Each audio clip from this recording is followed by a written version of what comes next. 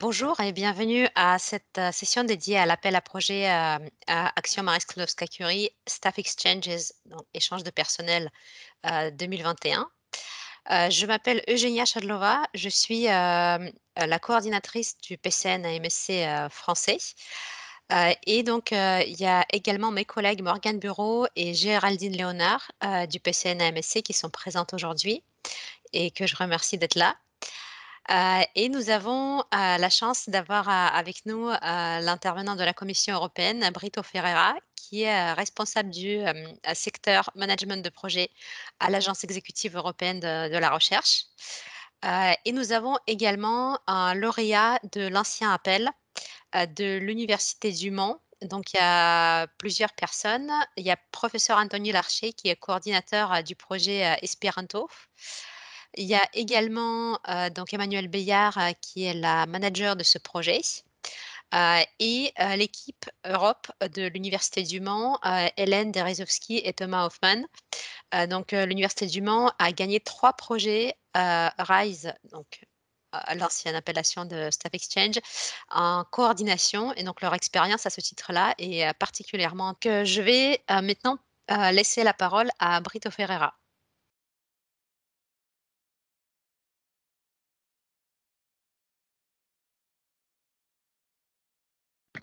Ok, merci beaucoup, Génia. Bonjour tout le monde. Vous m'entendez bien? Oui. Oui. Ok, parfait.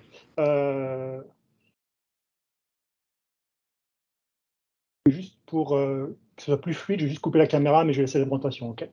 Donc, merci beaucoup pour cette opportunité. C'est toujours un plaisir de participer à ces journées nationales de présentation, et en particulier pour la présentation des actions Marie Sklodowska-Curie. Donc, je ne sais pas si vous savez, mais on fête cette année les 25 ans des actions Marie Sklodowska-Curie, et ça a toujours été une action phare pour la mobilité des chercheurs, pour la promotion, la facilitation, faciliter les carrières, les perspectives de carrière dans la recherche pour les chercheurs. Et aujourd'hui, donc, j'ai l'opportunité de vous présenter la nouvelle action Staff Exchanges. Donc, je préfère appeler détachement de personnel. C'est peut-être moins tendancieux, si vous le permettez. Donc, Staff Exchanges est une nouvelle action, bien qu'elle s'inspire fortement et principalement de la précédente action qui était RISE, donc Research Innovation Staff Exchanges. Et nous pensons que nous offrons une combinaison d'opportunités et de flexibilité particulières, et j'espère pouvoir vous guider et vous donner les clés de cette nouvelle action dans cette présentation aujourd'hui. Donc, vous allez le voir, les diapos sont en anglais. Ceci afin de vous faciliter, de vous donner le jargon que l'on emploie lorsque vous voulez participer à l'appel à proposition.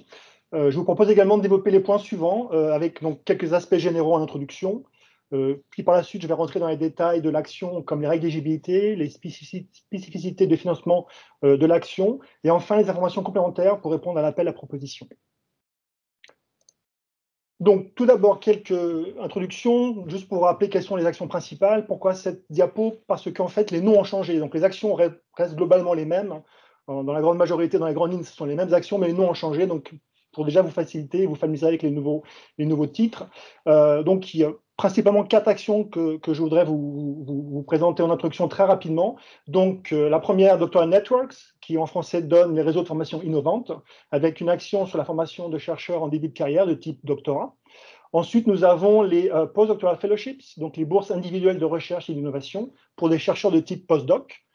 Ensuite, nous avons bien entendu Staff Exchanges, donc détachement de personnel, pour la collaboration au niveau international et intersectoriel de consortiums, de consortia et de projets de recherche et d'innovation. Et enfin, la dernière action qui est CoFund, qui est le cofinancement de programmes de doctorat ou de bourses individuelles au niveau régional, national et international. Et donc, je vous invite à vérifier sur le portail quels sont les appels ouverts et quelles sont les actions qui sont disponibles pour votre participation en fonction du profil dans lequel vous voulez participer, et également toutes les informations complémentaires par rapport à ces actions. Également, brièvement, je vous rappelle les objectifs des actions Marie Sklodowska-Curie, qui sont tout d'abord la mobilité transnationale des chercheurs, ensuite l'excellence dans la recherche et l'innovation, ceci afin d'assurer la formation de chercheurs doctorants et postdoctorants par des projets de recherche et d'innovation.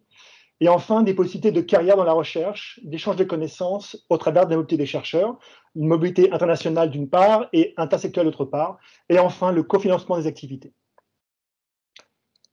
Dans cette diapo, je voudrais également revenir sur plus particulièrement quels sont les objectifs que l'on recherche dans l'action Staff Exchanges, donc détachement de personnel. Tout d'abord, comme toutes les actions Marie Skłodowska-Curie, c'est une approche ascendante, type bottom-up, couvrant tous les domaines scientifiques de la recherche et l'innovation. Et nous avons ce que nous appelons la notion de panel scientifique, qui est très importante, qui permet un peu de catégoriser les types de propositions que l'on reçoit. Donc, il y a 8 panels scientifiques. Brièvement, donc c'est la chimie, c'est les sciences de l'ingénieur, c'est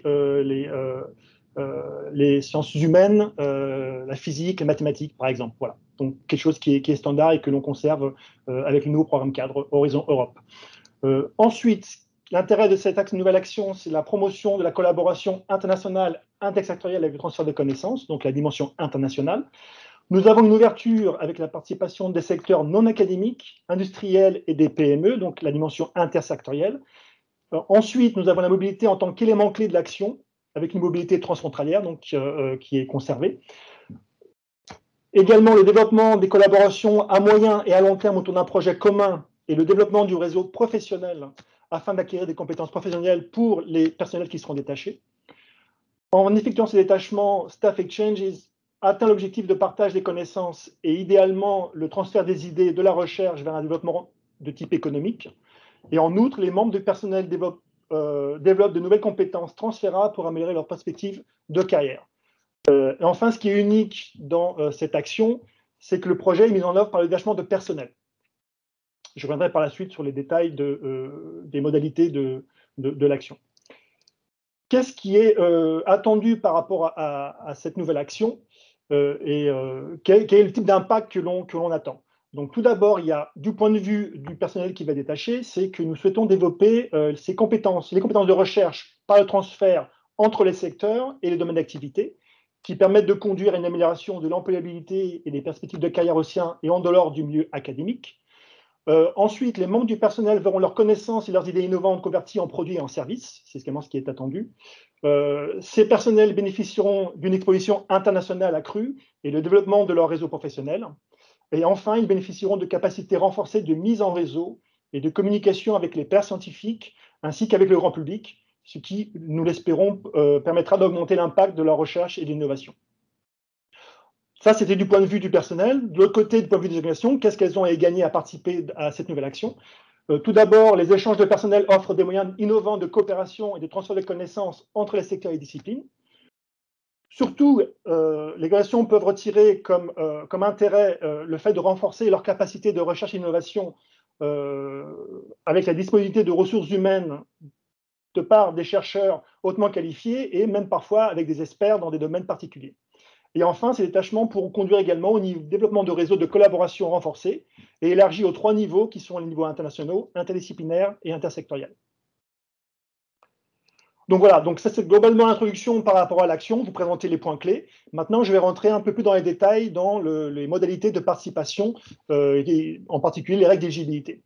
Donc, vous allez voir, pour ceux qui sont familiers avec RISE, la précédente action, globalement, ce sont les mêmes règles de participation et on a rajouté une certaine flexibilité.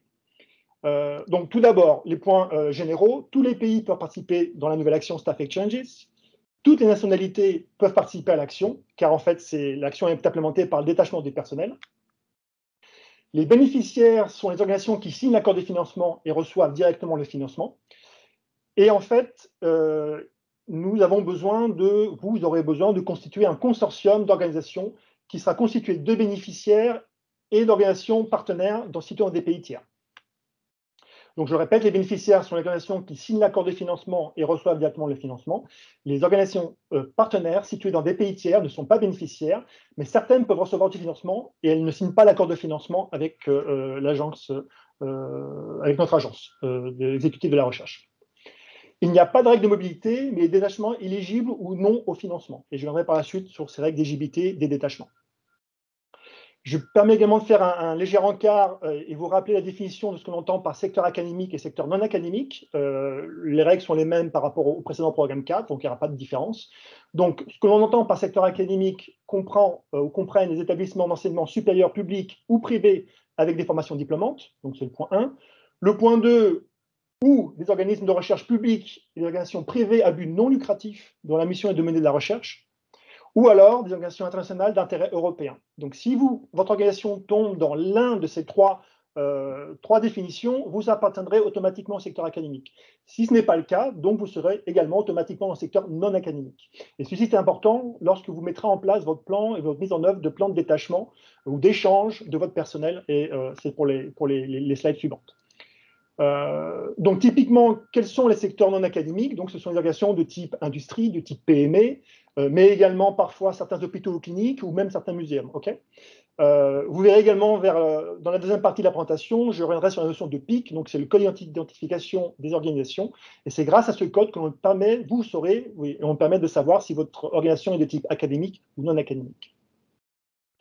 Donc, du point de vue d'éligibilité, le consortium doit compter au minimum 3 organisations indépendantes dans 3 pays différents, dont 2 au moins doivent être situés dans un des pays membres de l'Union ou dans un pays associé au programme Horizon Europe. Et si toutes les organisations du consortium sont localisées dans un pays membre ou associé, elles doivent être de différents secteurs, c'est-à-dire du secteur académique ou non académique. Les activités seront réalisées par le détachement du personnel entre ces différentes organisations dans différents pays et différents secteurs. Il n'existe pas de taille typique, de structure optimale des consortiums, mais un certain impact est attendu, ainsi qu'une qualité d'implémentation optimale. Et le projet est donc construit autour de la recherche d'innovation, une recherche fondamentale ou une recherche appliquée, mais aussi l'innovation, c'est-à-dire soutenir l'entrepreneuriat et aider à transformer des idées en produits ou en services innovants.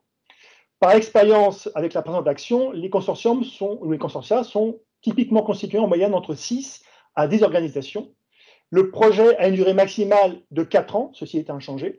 Par contre, il y a une modification, c'est que le nombre total de personnes-mois qu'un projet va pouvoir réaliser dans la durée du projet a été rabaissé à 360 personnes-mois. Donc ça, c'est une modification par rapport à la précédente action RISE. Okay, donc, ce qui correspond grosso modo à un budget maximal par projet de 1 650 000 €.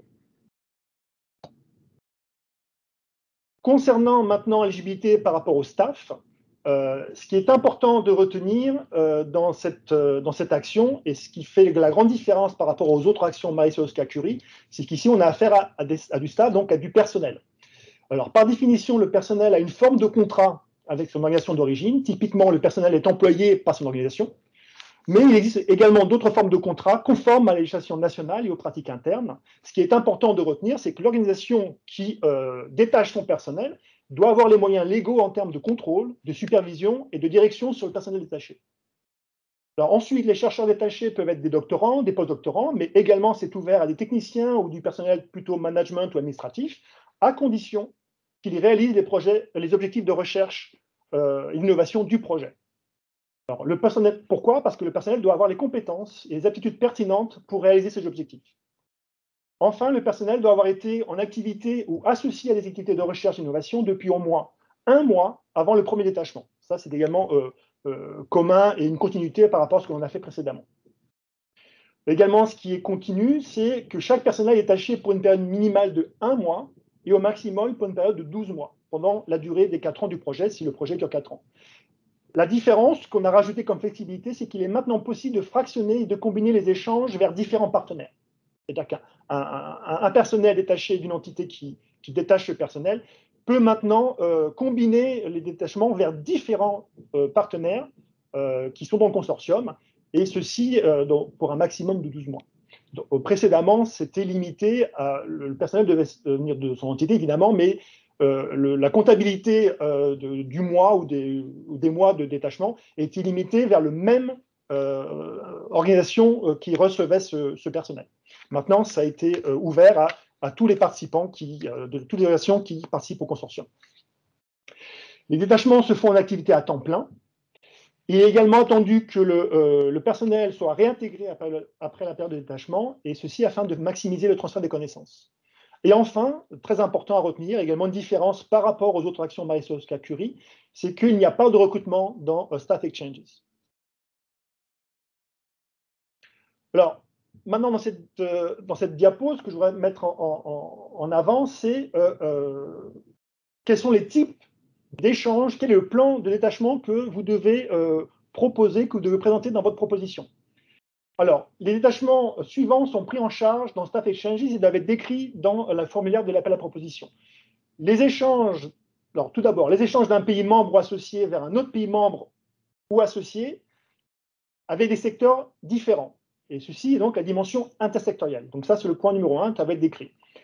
Les échanges d'un pays membre ou associé vers un pays tiers et vice-versa, et ceci est la dimension internationale. Et nouveauté, dans Staff Exchanges, nous offrons maintenant la possibilité d'avoir des échanges intra-européens dans les mêmes secteurs, à condition qu'ils soient limités à un tiers de la totalité des échanges éligibles au financement. Donc maintenant, il va être possible, par exemple, je prends un exemple concret, supposons que nous ayons une organisation en France, type CNRS, et nous avons une organisation en Allemagne, type université, donc les deux secteurs sont académiques.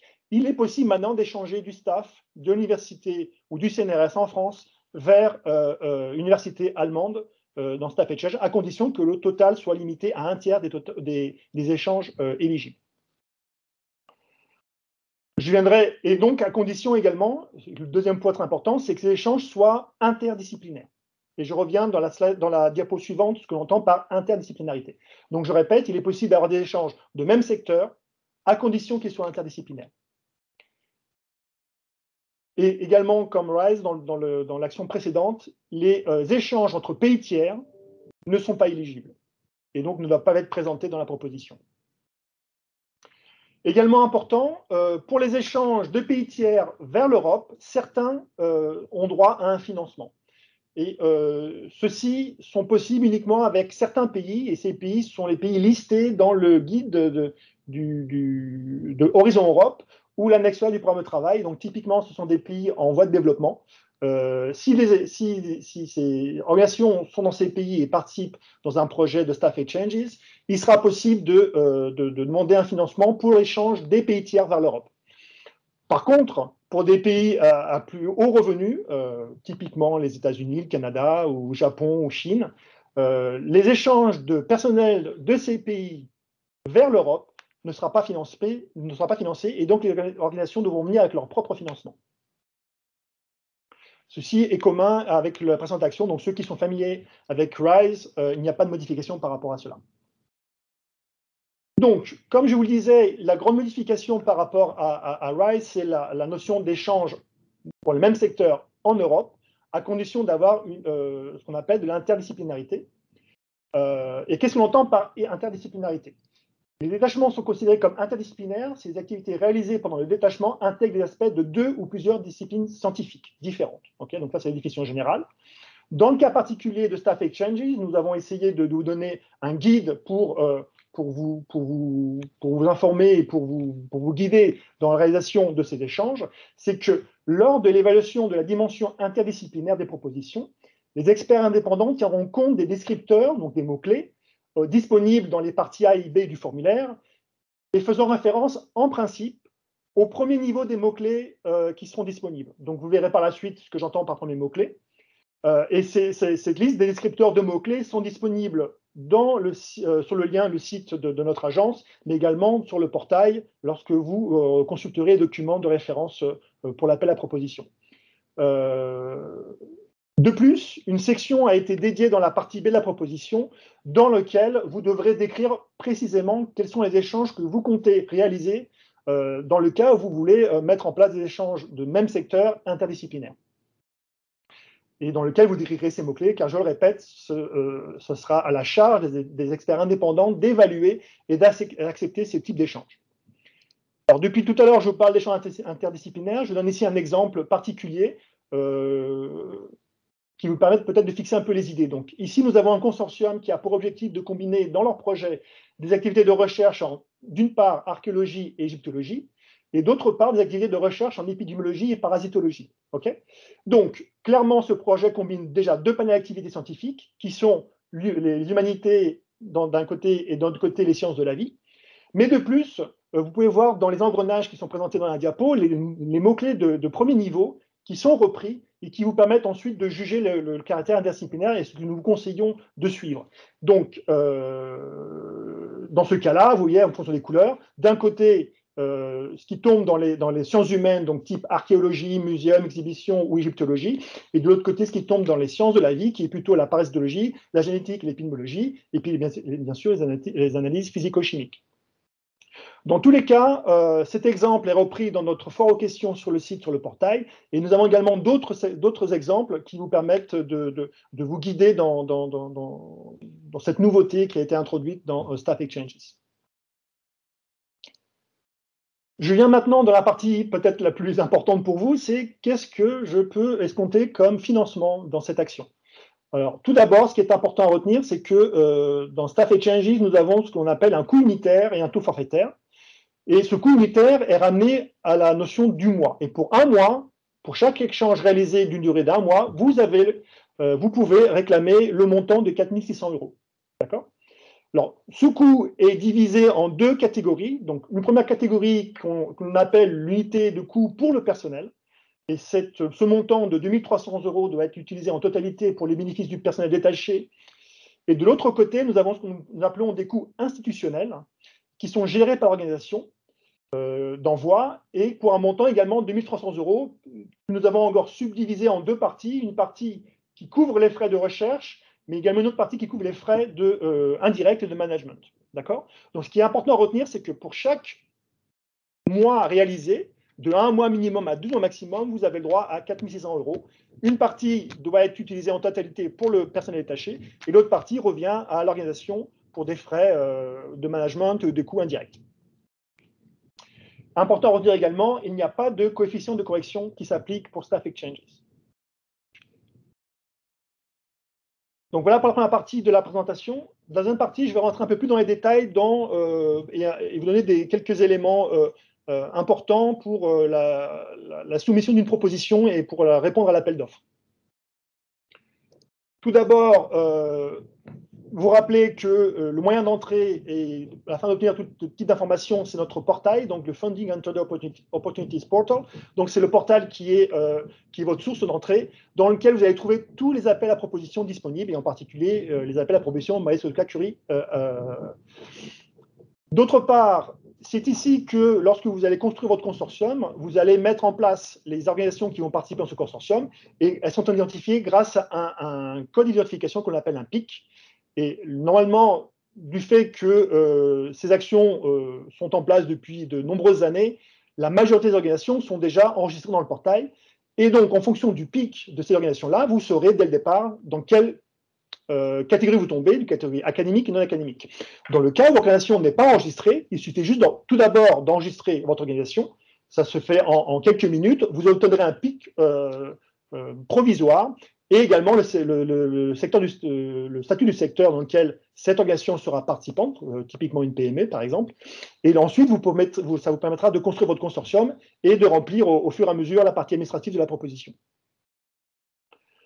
Également, ce qui est disponible, c'est une fonctionnalité pour chercher des partenaires. Supposons que vous ayez déjà un noyau d'organisations qui veulent participer, qui veulent collaborer dans ce projet de recherche, mais il vous manque par exemple une expertise particulière ou une compétence ou une organisation particulière de type secteur ou de type expertise. Il est possible de voir quelles sont les organisations qui sont prêtes à collaborer, ou éventuellement de faire un appel grâce à cette application-là et de demander si des gens seraient intéressés à participer à la collaboration avec votre projet, par exemple.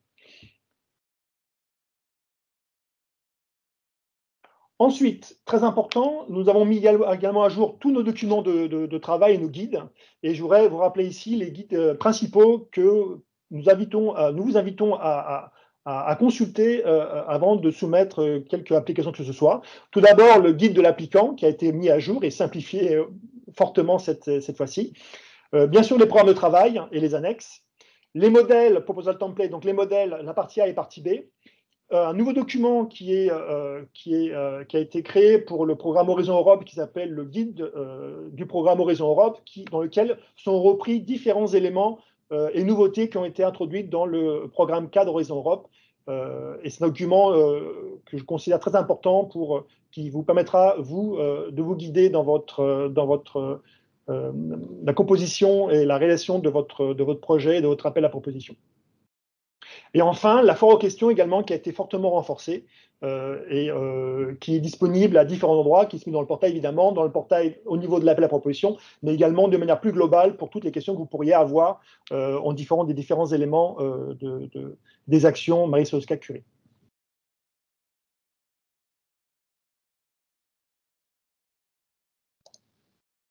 Je rentre encore un peu plus dans le détail. Donc, de manière standard, dans une proposition, lorsque vous mettrez une proposition, il y a deux parties dans la proposition. Il y a une partie A et une partie B. La partie A, typiquement, c'est la partie administrative, et la partie B, c'est la partie où vous décrirez quel est votre projet de recherche et d'innovation. Donc, dans la partie A, qu'est-ce qui est important à retenir? C'est que, tout d'abord, c'est là que vous ferez le choix de votre panel scientifique et que vous sélectionnerez les mots-clés qui correspondront à votre projet scientifique. D'autre part, c'est là que vous décrirez et vous listerez les participants académiques ou non académiques du consortium, et ça se fait automatiquement en fonction du code d'identification. Et enfin, c'est là également que vous nommerez vous listerez en détail le budget que vous estimez nécessaire pour la réalisation de votre projet. Également, je voudrais signaler une nouveauté dans Horizon Europe, c'est qu'il y a la mise en place d'un plan d'égalité pour les genres qui devient un critère d'éligibilité. Donc, c'est très important de tenir compte et ça ne s'applique qu'aux organisations académiques situées dans des pays membres ou des pays associés. Donc, c'est une nouveauté. Je vous conseille de consulter la description et le programme d'Horizon Europe dans lequel les détails sont repris par rapport à ce plan d'égalité des genres. En ce qui concerne la partie B, c'est de manière classique. Donc, c'est un document PDF qui est structuré autour des sous-critères d'évaluation que je vais présenter dans les diapos suivantes. Les candidats doivent utiliser le modèle fourni, très important, ça facilite grandement le travail des experts lorsqu'ils font leur évaluation. La limite de 30 pages est conservée pour la partie B de la proposition et s'applique uniquement aux sections 1, 2 et 3. Et les excès de pages ne seront pas considérés par les experts. Et enfin, les candidatures doivent inclure un plan d'exploitation et de diffusion des résultats, qui est également un critère d'admissibilité. Ici, typiquement, ce sont les critères d'évaluation, également les sous-critères sont repris. Je ne vais pas rentrer dans les détails de tous ces sous-critères, mais essayer de souligner les points qui sont importants. Tout d'abord, vous faire remarquer que bien que les critères d'évaluation soient identiques, donc les critères excellence, impact et qualité d'implémentation, les sous-critères ont été changés. D'une part, il y a une harmonisation entre les actions Marie-Sklodowska-Curie, et d'autre part, également, pour reprendre quels étaient les points importants et les défis qui ont été mis en place dans le nouveau programme cadre d'Horizon Europe. Et bien entendu, les actions Marie-Sklodowska-Curie et l'action Staff Exchange en particulier doivent répondre à ces défis sociétaux. Et donc, c'est ceci qui est repris dans ces sous-critères. Et enfin, également un changement au niveau de la nomenclature de certains de ces sous-critères avec de nouvelles nominations et de nouvelles définitions de termes qui sont repris. Donc également, je vous invite fortement à consulter le programme Horizon Europe, le guide du programme Horizon Europe. Mais n'empêche, les points importants que je voudrais souligner aujourd'hui sont les suivants. Donc Staff Exchange est articulé autour d'un projet de recherche et d'innovation qui sera implémenté grâce au détachement du personnel. C'est dans la partie excellence que vous devrez décrire l'interdisciplinarité, donc dans le cas où vous pensez réaliser ce type d'échange, mais également les aspects liés au genre, et comme le projet s'articule autour de la science, en libre accès, donc l'open science, qui sont des points très importants et qui sont repris et conservés dans Horizon Europe. Au niveau du critère impact, c'est celui qui a le plus évolué par rapport à la précédente action RISE, car l'accent a été porté sur le développement des compétences du personnel détaché et le transfert de connaissances, mais aussi comment le projet va contribuer à tacler les défis scientifiques, économiques et sociétaux, comme ils ont été définis par la Commission européenne pour le programme Horizon Europe. Enfin, dans le dernier critère, qui est le critère d'implémentation, qualité d'implémentation, et par expérience, c'est le critère qui fait le plus défaut lors de la réalisation du projet. En effet, il convient de présenter en général un plan de détachement du personnel qui soit crédible et réaliste dans sa mise en application. Donc typiquement, c'est ce critère-là qui fait un peu défaut, et donc si vous envisagez de participer, c'est là qu'il faut mettre un peu plus d'efforts, bien que le poids de ce critère soit le plus faible, à 20%, c'est peut-être celui-là qui fasse la différence à la fin, lors de la sélection des projets qui seront financés. Enfin, je vous conseille vivement de contacter votre PCN, de point de contact national, et dans le cas où vous ayez des bureaux locaux européens qui vous assisteront également dans la réalisation et la double lecture de votre proposition lorsque cette option est disponible dans votre université ou organisation locale. Je voudrais également revenir sur ce type de formule qu'on utilise à chaque fois, qui permet un peu de fixer les idées par rapport à Staff Exchanges. Donc, nous estimons qu'un projet Staff Exchanges réussi est la combinaison de l'excellence dans les activités de recherche et d'innovation et de la qualité et de l'efficacité de la mise en œuvre, et ceci afin d'en tirer un maximum d'impact. Donc, par exemple, dans l'application, faire attention à la manière dont vous décrivez votre plan de mise en œuvre. Le projet de recherche et d'innovation, en général, est construit autour des détachements. Donc, par conséquent, une fois que vous avez eu votre idée de recherche, vous devez avoir construit le plan de répartition des ressources et tirer le meilleur parti des différentes compétences du consortium pour les différentes tâches. En ce qui concerne le détachement, nous ne demandons pas un détail de tous les échanges, mais une idée globale de nombre d'échanges que chaque organisation veut réaliser dans le projet et dans la durée totale du projet. Donc, c'est également une différence. Dans le passé, on demandait le détail de chaque échange. Maintenant, nous avons simplifié ceci et nous demandons uniquement une vue globale pour chaque organisation. Quel est le nombre d'échanges que chaque organisation veut réaliser et quel est le nombre de personnes mois que chaque organisation veut réaliser. Enfin, pour concernant les résultats de recherche, de formation, de transfert de connaissances, avec des ateliers, des workshops, des rapports, les livrables. Ceci est de manière standard avec tous les projets de recherche de Marie Skłodowska-Curie. Les résultats doivent être consignés selon les principes de libre accès, donc je répète, Open Science, de manière plus globale et pas uniquement au niveau des revues scientifiques, mais également au niveau des données qui doivent être disponibles et accessibles en open Science, en libre accès. Et enfin, ne négligez pas la description du plan de dissémination et de communication qui est très important au niveau du critère d'impact. Également, 2 documents qui ont été réalisés et basés sur le retour d'expérience des précédents programmes. Donc, le premier document que je voudrais porter à votre attention, c'est le guide pour l'encadrement du personnel détaché. Donc, c'est un guide qui est commun à toutes les actions de Marie Skłodowska-Curie, et vous êtes invité à suivre les recommandations détaillées dans ce guide sur base volontaire des encadrants, donc de type chef de projet et chercheur. Et comme je l'ai dit, il fait suite à un retour d'expérience de nos actions précédentes dans le cadre du programme Horizon 2020. Et vous avez le lien dans la diapo. Ça vous permettra également lorsque vous développerez votre projet dans la partie implémentation, de vous inspirer de types de supervision et d'encadrement de votre personnel détaché lors des détachements et des échanges de personnel. Ensuite, le deuxième document que je voudrais porter à votre attention, c'est la charte verte, qui est en ligne avec les objectifs de développement durable proposés par la Commission européenne, donc qui s'applique également aux actions Marie Skłodowska-Curie. Donc, nous sommes une action de mobilité, donc autant que faire se peut d'intégrer cette notion de charte verte dans la mobilité des échanges des chercheurs et du personnel. Alors, encore une fois, ce guide est un code de bonne pratique pour les personnels et les institutions qui reçoivent des financements européens. Alors, tous les participants sont tenus d'adhérer à la charte sur une base de meilleur effort, et de s'engager à respecter autant que possible les dispositions de mise en œuvre dans leur projet. Et également, le lien est disponible sur la diapo et la présentation sera disponible par la suite en consultation. Donc, j'arrive doucement mais sûrement vers la fin de la présentation et je voudrais revenir sur les points clés en pré-conclusion. Alors, pourquoi nous vous invitons à participer à cette nouvelle action Staff Exchanges détachement de personnel? Alors, à retenir en mémoire que votre projet doit être articulé autour des critères indiqués dans le modèle fourni, donc autour des 3 critères excellence, impact et qualité d'implémentation. Nous vous invitons fortement à suivre les guides qui sont fournis, qui ont été détaillés. Donc, le guide de l'applicant, le guide du programme Horizon Europe, les différents modèles et bien entendu la foire aux questions.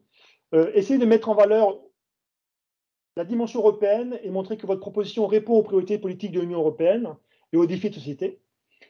Décrivez les avantages de la collaboration ou de la coopération de votre consortium et comment ils peuvent aller au-delà du projet qui est mis en place. Donc, une certaine continuité, une fois que le projet est terminé, comment la collaboration peut perdurer. Et enfin, si possible, je le répète, faites réviser votre candidature par des collègues, votre bureau local et parfois votre point contact national.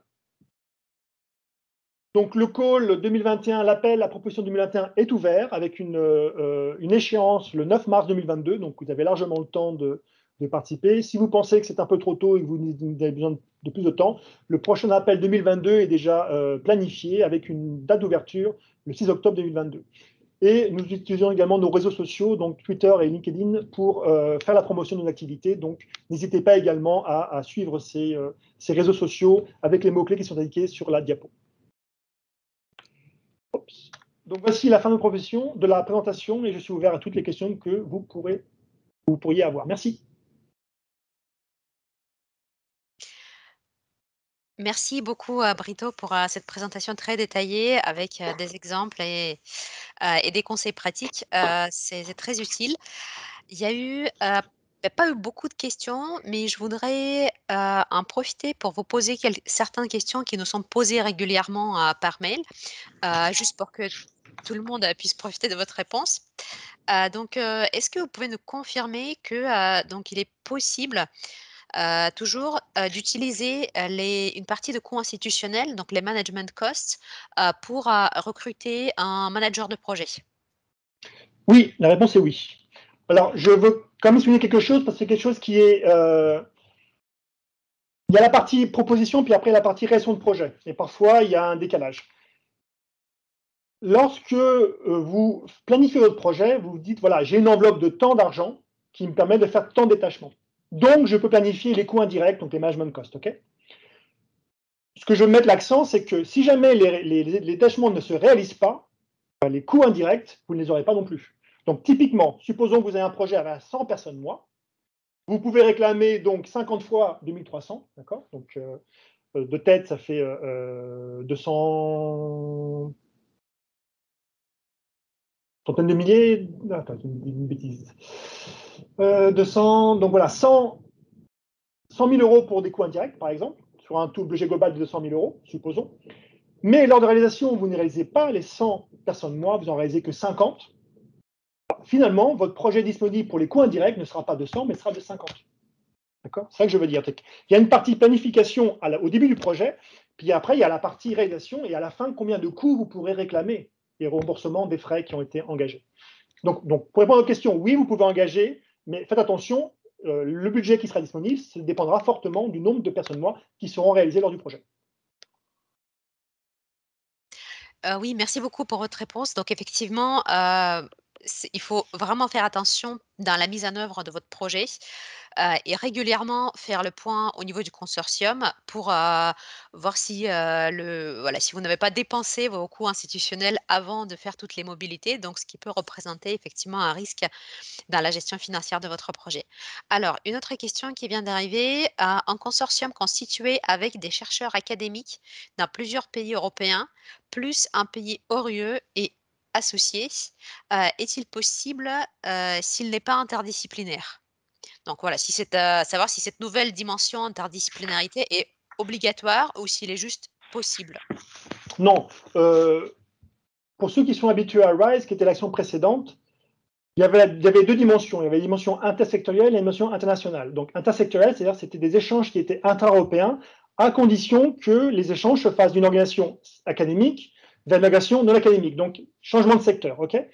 Et le retour d'expérience qu'on a eu, c'est que beaucoup de participants ont dit, mais ça serait bien qu'on ait possibilité de participer, d'avoir des échanges entre universités, donc entre secteurs académiques. Et donc ça, c'est la modification qui a été rajoutée dans Staff Exchanges, c'est qu'on a cette flexibilité.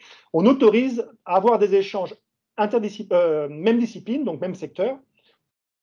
Je répète, on autorise à avoir des échanges même secteur, donc type académique, université, à condition qu'ils soient interdisciplinaires. Et ceci n'est pas une obligation, c'est une flexibilité, c'est une possibilité qu'on offre.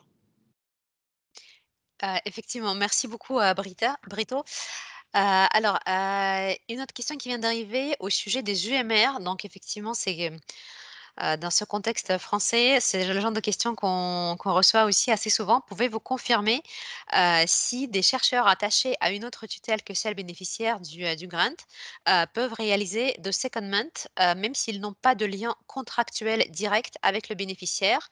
Ils sont identifiés et officiellement rattachés à l'UMR participant au projet.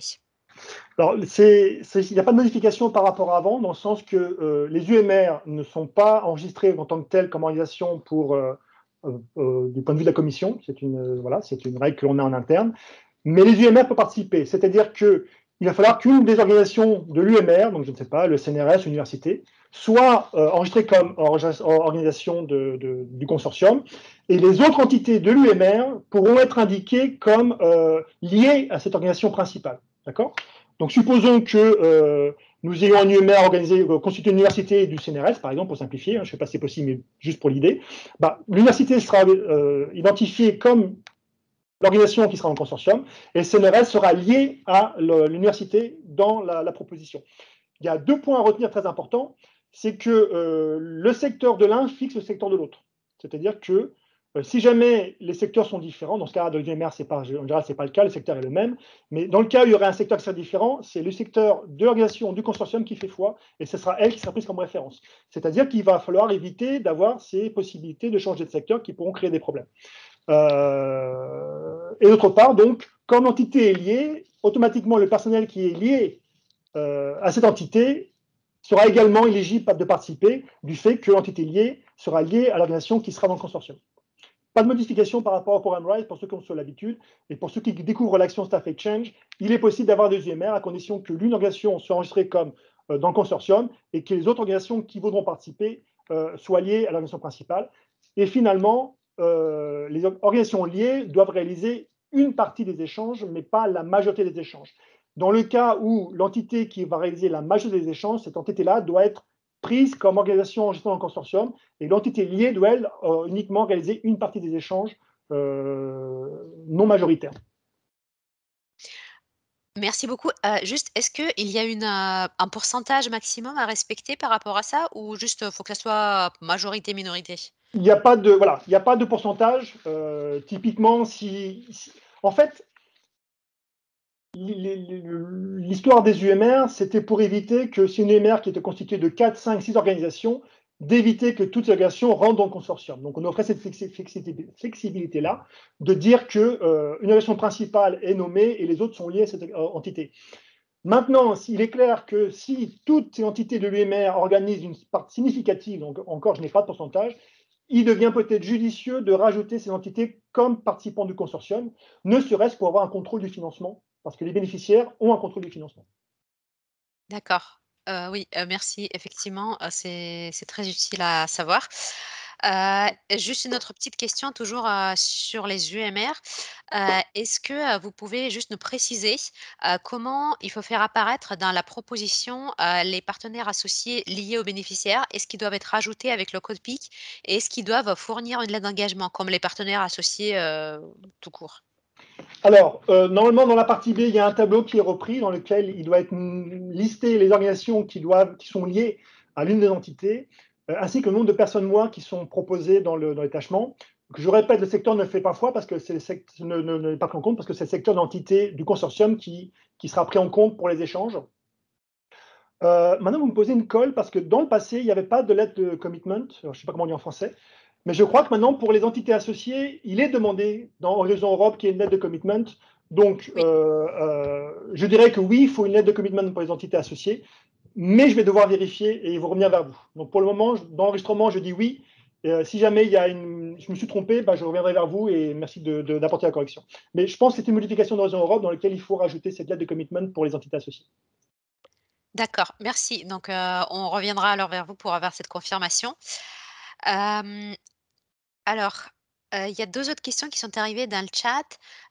Une, je ne suis pas vraiment sûre de comprendre, donc la personne vous remercie beaucoup pour la présentation. Je ne suis pas le porteur principal d'un projet. Comment prendre connaissance et participer à un projet existant? Alors peut-être que vous pouvez préciser si, ce que vous souhaitez, c'est de rejoindre une proposition en cours de montage ou alors rejoindre une proposition en cours de mise en œuvre. Donc ce qui n'est pas, tout à fait la même chose. C'est pas Donc, la même chose, mais les deux sont possibles. Je vais commencer par la fin, c'est-à-dire que supposons qu'il y a un projet qui a déjà été financé, donc typiquement, ça sera un projet RISE et pas un projet Staff Exchange. Tous les projets financés par la Commission européenne sont listés dans le portail, dans Cordis, c'est typiquement. Okay, donc là, vous pouvez voir des projets, et si c'est un projet qui vous intéresse ou vous avez déjà une collaboration, rien ne vous empêche de contacter le coordinateur ou les bénéficiaires et puis voir s'il y a possibilité de collaborer. Ça, c'est la partie, je dirais, simple.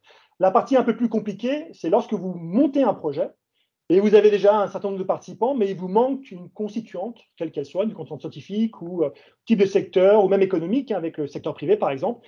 Et donc, il y a une fonctionnalité qui est disponible dans le portail dans lequel vous pouvez voir quelles sont les organisations partenaires qui souhaitent participer dans des projets de recherche, ou vous pouvez faire une demande, dire voilà, je recherche ce type de partenaire-là pour entrer dans ce type de projet, et voir quels sont les gens qui seraient intéressés. C'est comme une offre d'emploi typiquement, mais là, c'est une offre de collaboration dans un projet, pour un projet qui est en train d'être monté.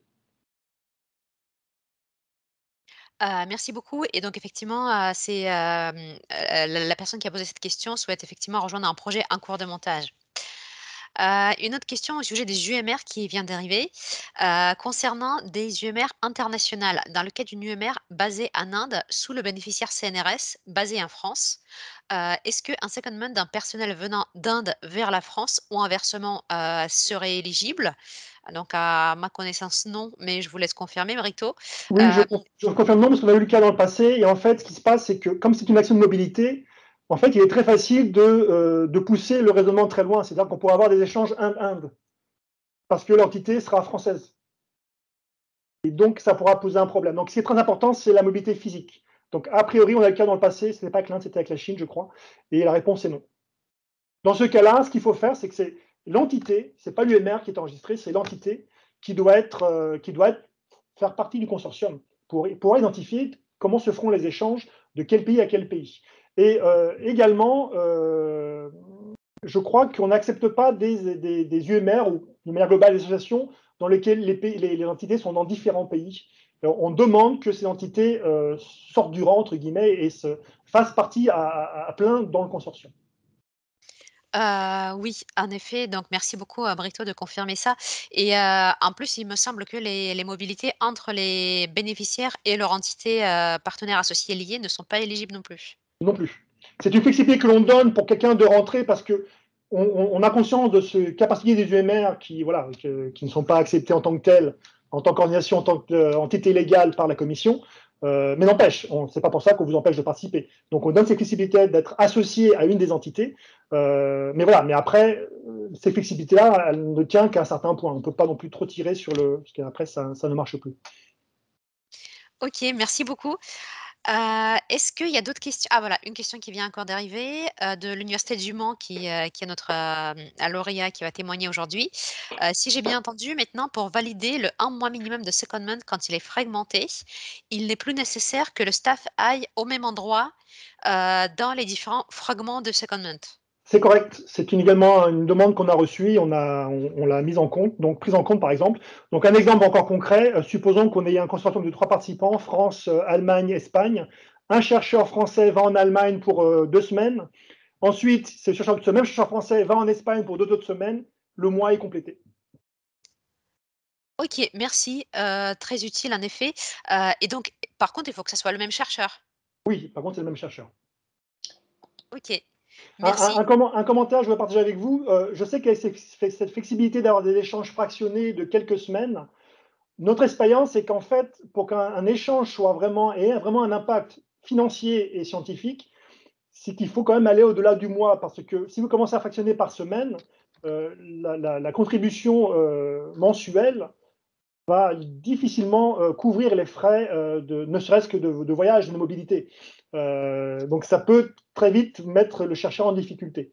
Alors que si vous commencez à dépasser le mois, 2 mois, là, vous commencerez à rentrer dans vos frais et ça devient intéressant. Ne pas oublier que quand les chercheurs sont détachés, il faut quand même qu'ils aient une certaine, j'aurais tendance à dire, sécurité, qu'ils soient plus que concernés par leur activité de recherche que par trouver l'argent pour pouvoir se voyager d'un point A à un point B. Merci. Alors, il y a ma collègue Géraldine qui a levé la main. Géraldine, on te laisse, Oui, prendre le micro. merci. Par rapport à le fait de fractionner les secondements, est-ce que cela signifie qu'un personnel qui part en détachement pendant la durée du projet n'aura que 12 mois de détachement possible, maximum? Tout à fait. La règle des 12 mois est conservée, donc un D'accord, mois minimum et 12 mois maximum. d'accord, je vous remercie. J'avais également une autre question, je ne sais pas si je peux la poser, Génia? Alors, vas-y, on va prendre cette question et puis après on va avancer, sur le programme. D'accord, vous nous avez expliqué que donc certains pays tiers ont droit à un financement. Donc là, on retrouve la liste dans les guides. Vous n'avez pas expliqué par contre, est-ce que ce financement est toujours géré par le bénéficiaire ou pas, Alors, comme dans l'ancien programme? la réponse est ça dépend. En fait, ce qui est très important à retenir, c'est que nous n'avons affaire qu'aux bénéficiaires, parce que ce sont eux qui signent l'accord de financement. Donc, ce sont eux qui sont responsables de l'argent communautaire. Très bien. Ensuite, la gestion du financement dans le consortium est à la responsabilité des bénéficiaires. Donc, vous pouvez faire ce que vous voulez avec l'argent. Nous, ce qui nous importe, c'est qu'à la fin, les objectifs du projet soient réalisés. Donc, par expérience, nous vous conseillons fortement d'avoir un contrôle de ce financement et, dans la mesure du possible, de payer les chercheurs qui viendraient d'un pays tiers vers vous, et comme vous feriez pour les chercheurs qui partent de votre organisation, donc de la France dans ce cas particulier, vers un pays tiers. Après, concernant la partie frais institutionnels, là, c'est libre, il n'y a pas de souci. Mais j'ai tendance à vous dire que c'est plus safe, désolé pour le franglais, d'avoir un contrôle de ce financement que de transférer directement, sachant que, par exemple, un des pays tiers a droit à X% du total. Paf, je leur envoie directement le chèque. Et puis après, s'il se passe quelque chose, comment vous allez récupérer cet argent? Vous allez les attaquer en tribunal dans le pays tiers? Bonne chance, ça devient très compliqué. Nous, ce qu'on vous dit, c'est qu'on va frapper à votre porte et c'est vous qu'on va contacter pour, si jamais il y a un problème, pour récupérer l'argent. Donc oui, vous pouvez transférer, mais ce n'est pas l'option que l'on vous conseille. D'accord, je vous remercie pour cette Et enfin, pour être complet, n'oubliez pas ces notions de consortium agreement et partnership agreement. Alors pourquoi on fait ces deux différences? Parce que le consortium agreement, donc l'accord des consortiums, c'est entre les bénéficiaires uniquement. Et certains pays tiers ne veulent pas signer cet accord parce qu'ils disent, voilà, nous, on n'est pas dans le grant agreement, on n'est pas dans l'accord de financement, donc on ne veut pas signer ce consortium agreement. Très bien. Mais dans ce cas-là, signez quand même un accord particulier, spécifique avec les pays tiers, ne serait-ce que pour avoir une base légale pour vous de relations entre les différents partenaires. Une base légale du financement, mais pas uniquement. Il y a une base légale pour l'accueil du personnel, parce que vous envoyez des gens à des milliers de kilomètres, assurez-vous qu'ils arrivent au bon endroit et qu'ils aient un endroit où travailler, etc. Je vous remercie. Merci beaucoup. Alors, je vous propose qu'on avance sur notre programme pour respecter le timing. Et donc, il y aura encore un créneau dédié aux questions. Donc, s'il y a des questions auxquelles on n'a pas encore répondu, et Brito Ferreira reste avec nous jusqu'à la fin de la session. Donc, vous pourrez encore lui poser les questions. Et maintenant, je voudrais juste vous présenter rapidement quelques statistiques. Voilà, merci. Je l'ai fait. Pardon.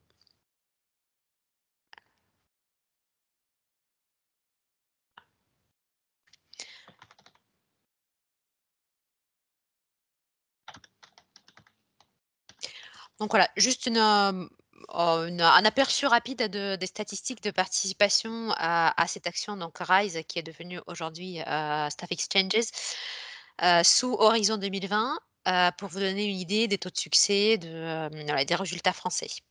Donc tout d'abord, les résultats européens. Voilà, l'évolution de la soumission des propositions. Vous avez pu voir, enfin vous voyez qu'en 2020, le nombre de propositions soumises a beaucoup augmenté, alors qu'en revanche, le taux de succès a baissé entre 2014 et 2020. Mais que quand même, globalement, cette action, donc c'est montré dans le tableau qui est en dessous, cette action a des taux de succès assez élevés, ce qui la rend donc assez attractive. Et notez aussi qu'en France, les taux de succès par année sont légèrement au-dessus de la moyenne européenne. Donc les équipes françaises ont donc des bons taux de succès et on vous encourage donc à y participer. N'hésitez pas à y participer. Alors ici, un petit aperçu par panel. Toujours, c'est donc les statistiques européennes. Et on voit que c'est le panel sciences de l'ingénieur qui a le plus de loin, le plus de grants signés.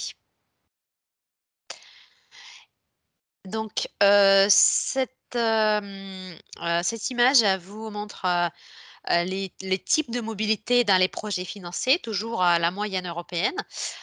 Donc, les mobilités internationales à l'intérieur du même secteur, donc qui sont en majorité, 49.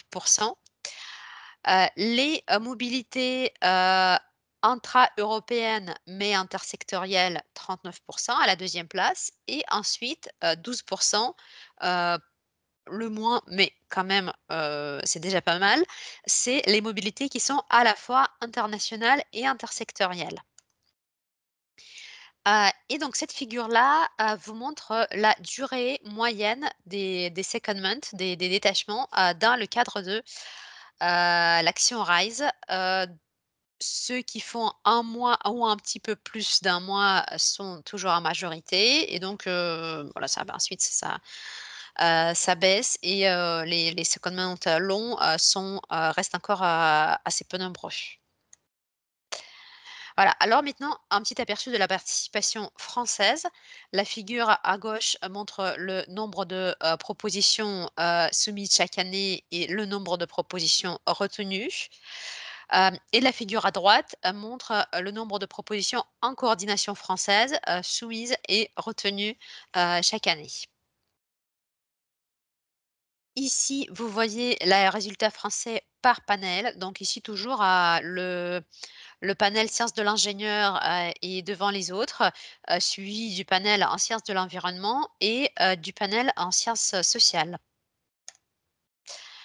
Alors ici, cette figure, je la trouve assez intéressante aussi pour comparer, la participation française à 3 actions, à MSC, donc RISE, ITN et IF, donc devenues Staff Exchanges, Doctoral Networks et Postdoctoral Fellowships. Donc ça, c'est sous Horizon 2020. Encore on voit que quand même encore l'action, Staff Exchanges attire, moins de, candidats, que, l'action, Doctoral Networks, ITN. Voilà et au niveau, des panels, enfin, on voit toujours que c'est les sciences de l'ingénieur qui sont en tête. Hem, enfin, ce qui fait que voilà, donc c'est une action pour l'instant qui attire moins de candidats. On vous invite à y participer parce que elle a plein d'atouts, et de la valeur ajoutée pour vos équipes et vos établissements. Et donc enfin, les top 10 bénéficiaires, français, par un nombre de participations, le CNRS, l'IRD, l'INRAE, l'Université Toulouse, Paul Sabatier, CIRAD, École nationale des ponts et Université du Mans, INSERM, Institut Pasteur et Université Toulouse 2 Jean Jaurès. Alors c'est tout ce que je voulais vous montrer comme statistique.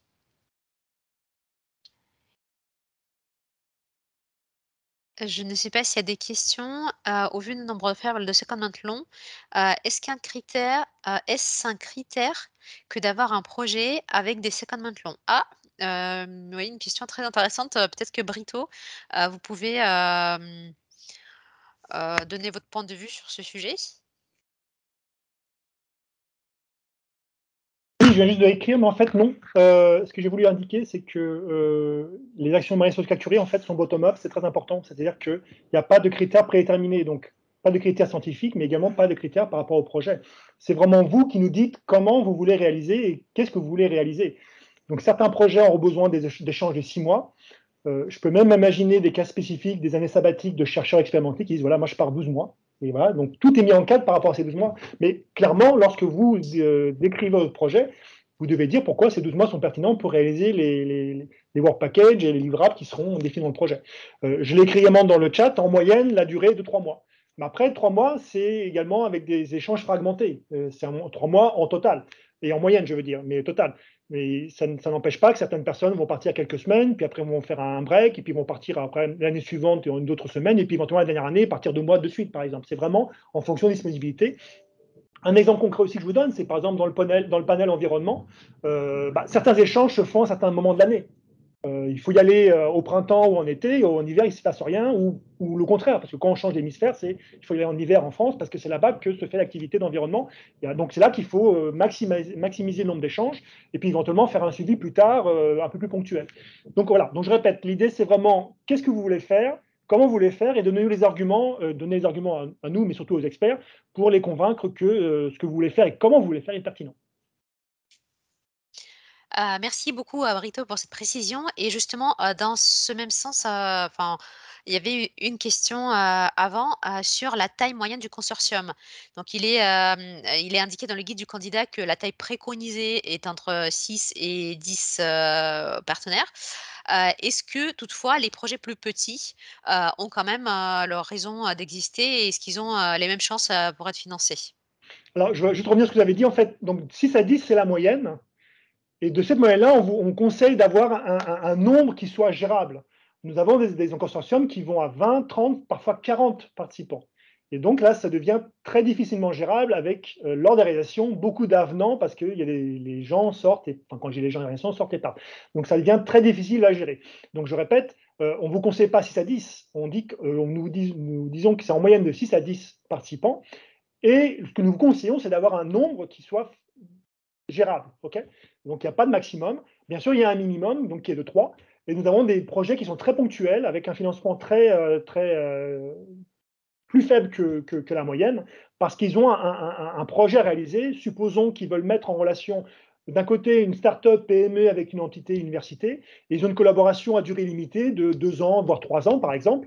Et donc, ils n'ont pas besoin d'avoir tant d'échanges, et le nombre de participants est limité, parce qu'il y a un transfert de connaissances qui se fait d'une entité à l'autre, transnationale, transeuropéenne, bien sûr. Et donc voilà, donc, je répète, il n'y a pas de favoritisme par rapport à des entités qui ont le bon nombre, le bon chiffre, mais plutôt comment le projet est crédible et réalisable, tout simplement. Donc, je répète, en majorité, c'est entre 6 et 10. Nous avons quelques propositions avec peu de partenaires, 3, 4, 5, et également quelques propositions avec un nombre beaucoup plus conséquent de participants dans le consortium. Merci beaucoup, Brito. Alors, une autre question qui vient d'arriver, vous parlez d'une d'année sabbatique. Est-ce que cela signifie que les chercheurs détachés abandonnent leur rémunération avec leur employeur pendant leur détachement? Donc, à ma connaissance, surtout pas. Leur, rémunération, au contraire, doit être maintenue, pendant les mobilités, mais je laisse peut-être Brito, confirmer. Alors en fait, du point de vue européen, en fait, il y a différents exemples. Ça dépend vraiment du cadre législatif des pays qui sont considérés. Dans certains pays, éventuellement, la rémunération peut être limitée, voire arrêtée. Vous avez tout à fait raison, on ne vous conseille pas ce type d'approche lorsque c'est possible.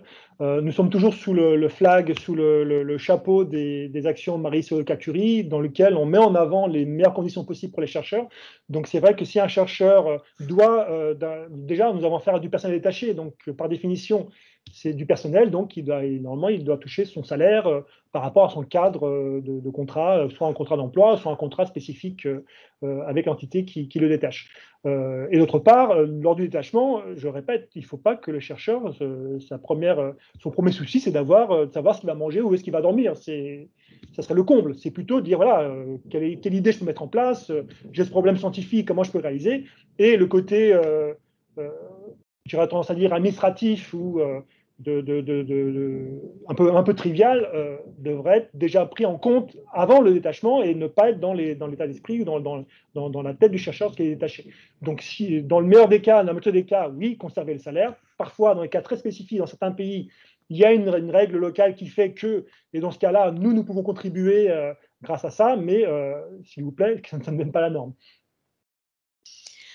Donc oui, en effet, le top-up allowance qui est dans le budget, des actions Staff Exchanges, cette, allocation, est destinée à couvrir les frais liés au déplacement, mais pas à remplacer, le salaire du chercheur. Tout à fait. Alors, je vous propose, qu'on avance sur le programme, et je vais laisser la parole à nos intervenants de l'Université du Mans, que je remercie de s'être mobilisés, et d'être disponibles aujourd'hui pour nous pour apporter leur témoignage.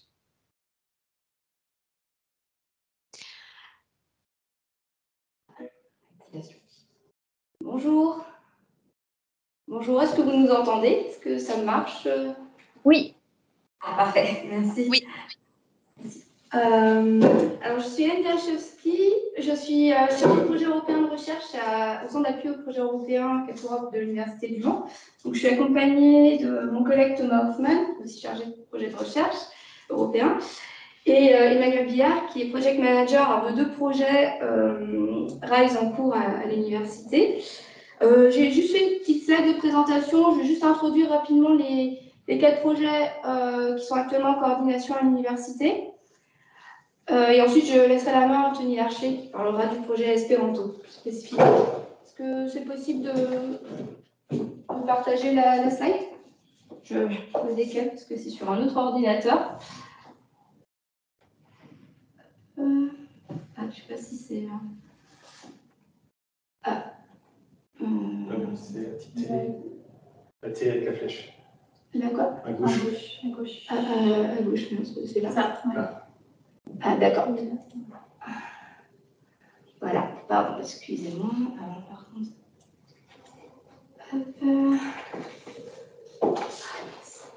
Ça fait pas super. Voilà. Alors, je reviens. Alors, tout d'abord, le projet Ghana, qui est en cours depuis 2017 et qui va se terminer en 2022.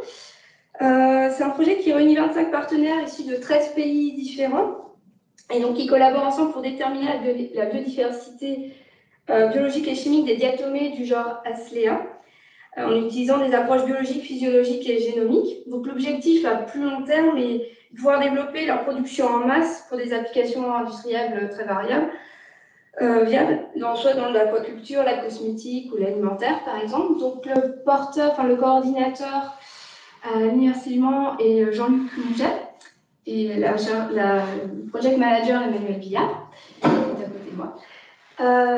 Donc en fait, oui, les 4 projets en cours en coordination à l'université sont vraiment dans 4 disciplines différentes et donc ont été évalués dans 4 panels différents. Et ensuite, en 2020, donc 3 projets en coordination ont été soumis et ont été acceptés. Donc notamment le projet SICOMOVE, qui lui regroupe 16 partenaires issus de 10 pays européens et d'Amérique latine différents. Ce projet rassemble des historiens des sciences, des conservateurs de musées des sciences et des naturalistes, paléontologues, botanistes. Donc l'objectif ici de ce projet est de pouvoir étudier la circulation des objets depuis leur lieu d'origine jusqu'aux collections, ainsi que les pratiques des collectes, d'échanges et de conditionnement qui ont permis ces voyages. Et le projet se focalise principalement sur les collections des périphéries et des provinces européennes, donc pour pouvoir proposer une histoire de science à l'échelle mondiale qui ne soit pas centralisée sur le capital et sur les grandes institutions occidentales. Donc le projet a débuté en mai 2020 et se terminera en fin avril 2025. Ensuite, le projet Disco2Store en géosciences, le projet SICOMOVE est porté par Nathalie Richard et le project manager Ilya Pravdenko. Ensuite, en géosciences, le projet Disco2Store, porté par Alain Zenella et le project manager Ilya Pravdenko. C'est un projet qui là, rassemble 12 institutions de 8 pays différents, en Europe et en Amérique latine également. Ce projet vise à approfondir en fait, la compréhension des effets des discontinuités mécaniques et géologiques souterraines, qu'elles soient naturelles ou artificielles, et ainsi en fait, contribuer à rendre les opérations de stockage géologique de CO2 plus sûres pour en faire une alternative viable pour réduire les effets du réchauffement climatique. Parce qu'en fait, la séquestration de CO2 dans des dépôts géologiques peut jouer un rôle majeur dans le stockage de CO2, mais bon, cela nécessite une compréhension précise des caractéristiques des réservoirs, l'objectif scientifique principal de ce projet. Et le projet Espéranto en informatique qui a aussi débuté en 2020 et se terminera en 2024, porté par Anthony Larcher, et dont le project manager est Emmanuel Billard. Et là, je vais laisser la main à Anthony Larcher justement pour présenter le projet.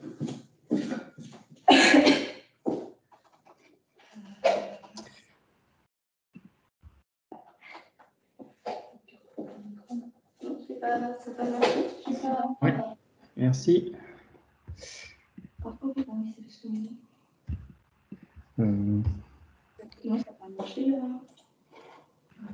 Oui, vous m'entendez? Oui. Oui. Alors, attendez, faut juste que je trouve comment partager. J'ai pas l'habitude de Teams. Comment partager ma Et en présentation? haut, à droite, vous avez un carré blanc avec une flèche. C'est ce qui permet de partager votre contenu. C'est le bac de partage, c'est ça? Ça s'appelle partage de contenu. C'est un carré blanc avec une flèche noire vers le haut. Oui. Et donc ensuite, je glisse le document dedans? Comment ça se passe? Vous cliquez sur cette icône et ensuite vous choisissez la partie de votre ordinateur que vous souhaitez partager. Oui, c'est ça, mais en fait, il m'affiche rien. J'ai un écran noir quand je clique dessus. Alors, vous n'avez peut-être pas la main. C'est peut-être ça. Est-ce que je peux ouvrir le bac de partage? Ça m'ouvre un bandeau noir et j'ai pas moyen de partager. Je regarde si vous êtes... Oui, pourtant vous êtes bien présentateur. Est-ce que quelqu'un d'autre de votre équipe peut le partager? Ou sinon, nous, on peut partager aussi, faut juste que vous nous l'envoyiez dans ce cas-là. Ouais, c'est ce que je suis en train de voir, si je peux leur envoyer.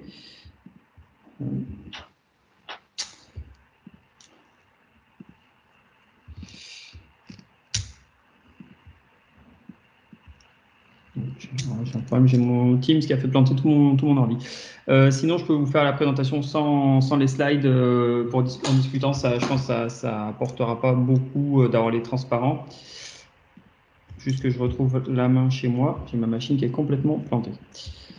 Donc le projet Espéranto, je vais commencer, pas faire perdre de temps. Le projet Espéranto, donc c'est un projet qui a été monté en 2020, qui est donc dans les sciences de l'ingénieur et qui est plus précisément en intelligence artificielle dans le domaine du traitement automatique de la parole. Donc traitement automatique de la parole, vous verrez, on a différentes thématiques qui sont représentées dans notre projet. Donc, en termes, alors, les informations que je peux donner sur le montage, c'est un projet donc, qui inclut 19 partenaires. Donc, c'est un gros projet. Alors, si on reprend la base des 6-10 dont vous parliez précédemment, 19 partenaires dans 13 pays différents. C'est un projet donc, qui dure 48 mois originellement, puisqu'ensuite on a les questions de Covid qui se sont rajoutées, et là on est quand même dans une période un peu incertaine au niveau des secondes ventes, notamment quand on considère les déplacements hors Europe. Et voilà, 48 mois. Le montage, juste à titre d'information pour ceux qui souhaitent coordonner un projet, le montage a pris 1 mois et demi. On a été assez efficace, mais bon, on était confinés à ce moment-là, donc on avait du temps pour écrire, ça aide aussi. Donc le projet a démarré le 1er janvier 2021, finira normalement en 2025 si on n'a pas encore de prolongement dû au Covid. En termes de budget, c'est un budget d'1,2 million, donc on est dans la fourchette moyenne, je pense, des RISE.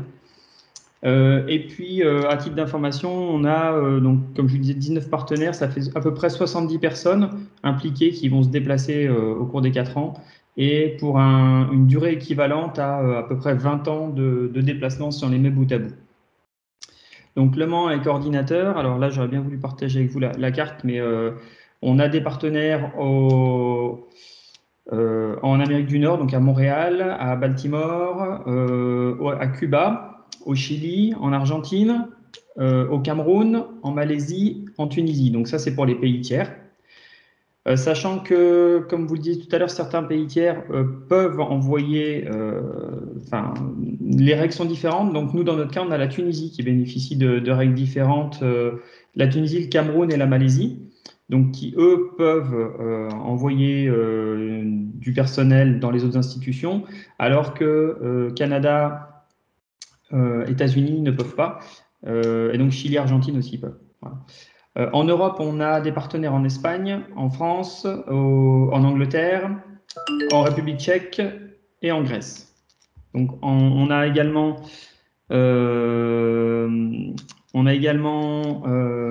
excusez-moi, donc 5 partenaires industriels en Grèce, en France, en République tchèque. Donc voilà pour le consortium. Donc je partagerai mes slides avec vous après, comme ça vous aurez les informations visuelles. Je suis vraiment désolé. Ensuite, nous avons donc au niveau du contexte et des thématiques de recherche, comme je vous disais, il s'agit des thématiques de reconnaissance de la parole. Et donc à quoi ça touche? Ça touche à la transcription, c'est-à-dire écrire les mots qui sont prononcés par une personne dans une langue ou dans différentes langues. La biométrie, donc des problématiques de sécurité, reconnaître l'identité des individus. La traduction de la langue, la traduction de parole vers la parole, c'est-à-dire que je parle en français, vous m'entendez, vous entendez ma voix, mais dans une autre langue. Et puis des problématiques liées à l'indexation audio et à la recherche audio, donc ce qu'on appelle la diarisation dans notre domaine. Donc différentes thématiques tout autour du traitement automatique de la parole. Et plus en détail, donc les work packages, le projet a été organisé on a 8 work packages maintenant, on en a 5 scientifiques. Il y a une partie qui est liée au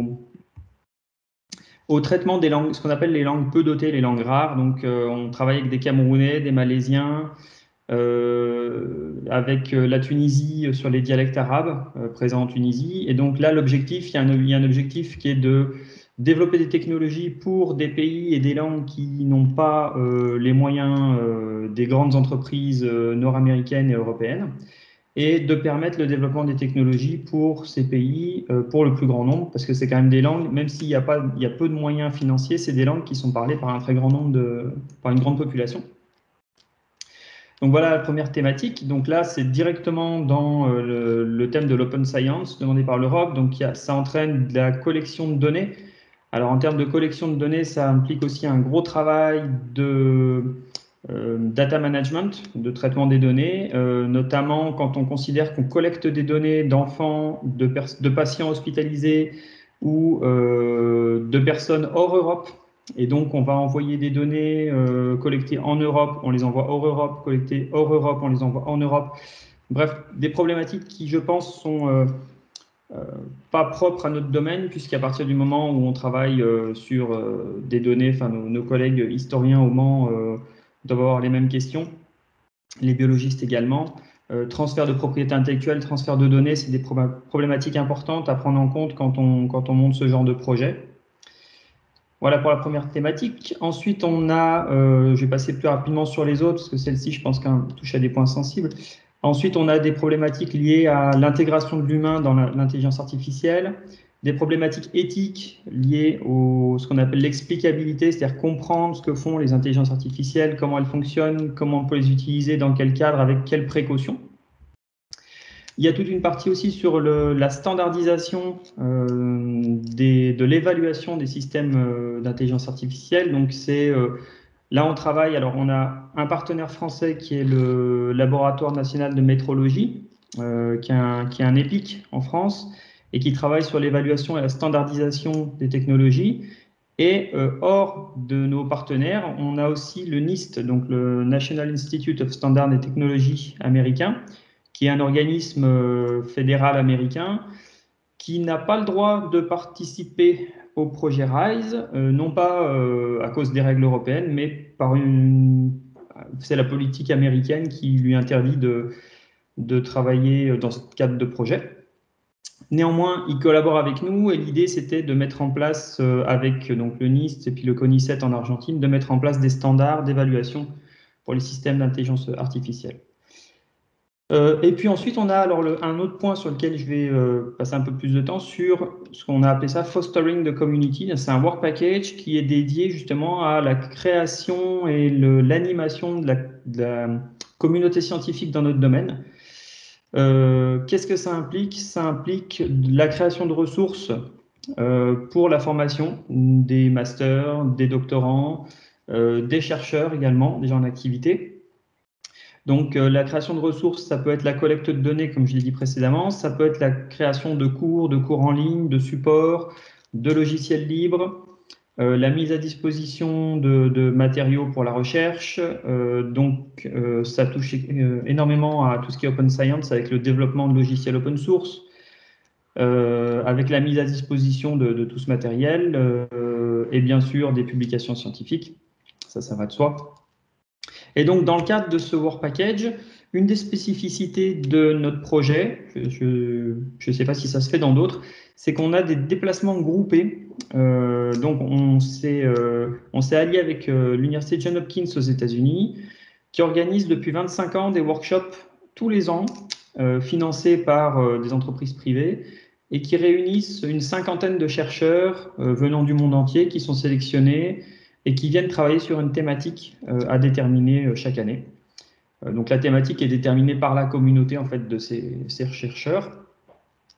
Et donc c'est un événement qui a lieu aux États-Unis ou au Canada depuis 25 ans, et on a souhaité contribuer à cet événement et le faire venir en Europe. Donc pendant 4 ans, on va conjointement en fait organiser une partie de cet événement. Donc concrètement, qu'est-ce que c'est? Cette année, on va envoyer 25 chercheurs, 25 participants qui viennent donc d'Europe, qui vont aller à Baltimore pour travailler, rejoindre ces 50 autres chercheurs et travailler pendant 1 mois et demi ou 2 mois dans la période de juin-juillet de façon intensive sur une thématique précise, voilà, pour travailler en équipe. Donc l'objectif, c'est d'abord de libérer 2 mois pleins pour un groupe de 70 chercheurs qui travaillent sur une thématique précise. Donc c'est une force de frappe importante qui donne souvent lieu à énormément de publications en sortie, qui donne lieu à la publication de logiciels open source, et surtout qui crée une communauté qui continue à travailler par la suite conjointement.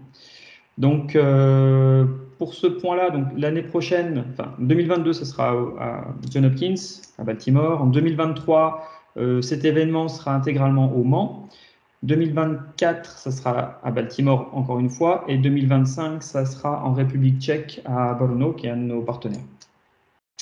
Par rapport à ça, donc je souligne que l'événement durant 6 semaines, en fait, il y a une école d'été pour les doctorants qui dure 2 semaines, et ensuite 6 semaines. Donc 6 semaines, ça fait 1 mois et demi. Donc en termes de compte de mois, on est obligé de jouer avec le fait que certains participants affichent 2 mois, d'autres 1 mois. Et s'ils viennent de la même institution, dans la même institution, ça nous permet de les envoyer à 1 mois et demi chacun. Donc toujours avec la problématique des mois entiers. Ensuite, donc voilà, donc il y a cette école d'été également qui est organisée 2 semaines pour les doctorants. Donc nos doctorants vont aller 2 mois au total à cet événement pendant 4 ans. Donc là, on a 25 personnes cette année. Sur les années qui suivent, on en a un petit peu moins, mais c'est quand même de l'ordre de la vingtaine, je crois, pendant les 3 premières années. Donc, autant dire qu'à mettre en place, c'est pas simple, puisqu'il y a héberger une personne, ça se fait facilement. Héberger un groupe de 25 ou 70 personnes, ça nécessite un peu plus de travail et ça nécessite une organisation préalable. Voilà, donc c'est les points principaux que je voulais partager avec vous aujourd'hui. Après, s'il y a des questions sur le montage ou sur l'organisation. Oui, merci beaucoup, Monsieur Larcher.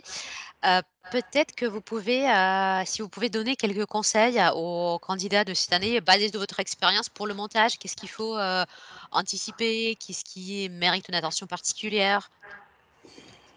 Alors le montage, qui est, là, je vais me retourner aussi vers Emmanuel qui peut répondre aux questions parce que Emmanuel et Hélène. Moi, de mon point de vue, les choses importantes, c'est d'abord de mettre en contact les bonnes personnes. C'est-à-dire que, bien sûr, il faut avoir le réseau de chercheurs. C'est important de connaître les gens et de pouvoir les contacter, savoir à qui on s'adresse pour l'aspect scientifique, et aussi parce que c'est eux qui sont responsables dans leur institution. Mais très rapidement, il faut avoir les personnes justement des services Europe ou les personnels administratifs qui vont gérer les détails techniques et qui, eux, vont être vraiment des personnes clés dans le montage et dans la suite. Donc ça c'est le premier conseil.